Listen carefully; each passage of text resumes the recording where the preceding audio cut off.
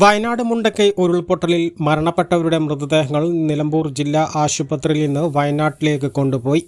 എല്ലാ മൃതദേഹങ്ങളും ശരീരഭാഗങ്ങളും മേപ്പാടി CHSയിലേക്കാണ് മാറ്റുന്നത്. ഉച്ചയ്ക്ക് 12 മണിയോടെയാണ് മൃതദേഹങ്ങൾ ആംബുലൻസിൽ കയറ്റി തുടങ്ങിയത്. 4 മണിയോടെ 28 ആംബുലൻസുകൾ വയനാട്ടിലേക്ക് പോയി. ബാക്കിയുള്ള മൃതദേഹങ്ങളുമായി ആംബുലൻസ് ഉടൻ പുറപ്പെടും. മൃതദേഹങ്ങൾ ബന്ധുക്കൾക്ക് തിരിച്ചറിയാനുള്ള സൗകര്യങ്ങൾ പരിഗണിച്ചാണ് എല്ലാ മൃതദേഹങ്ങളും ഉടൻ വയനാട്ടിലെത്തിക്കാൻ അധികൃതർ തീരുമാനിച്ചത്.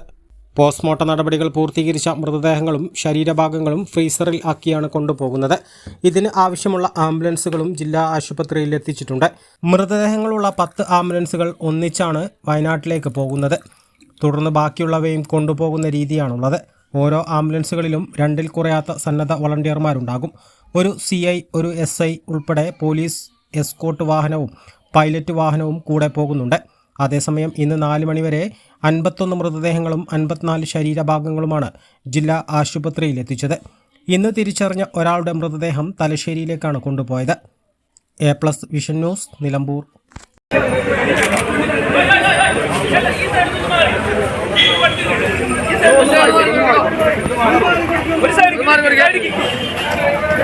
ഈ സൈഡിൽ പറ്റർ പോയിക്കോട്ടെ.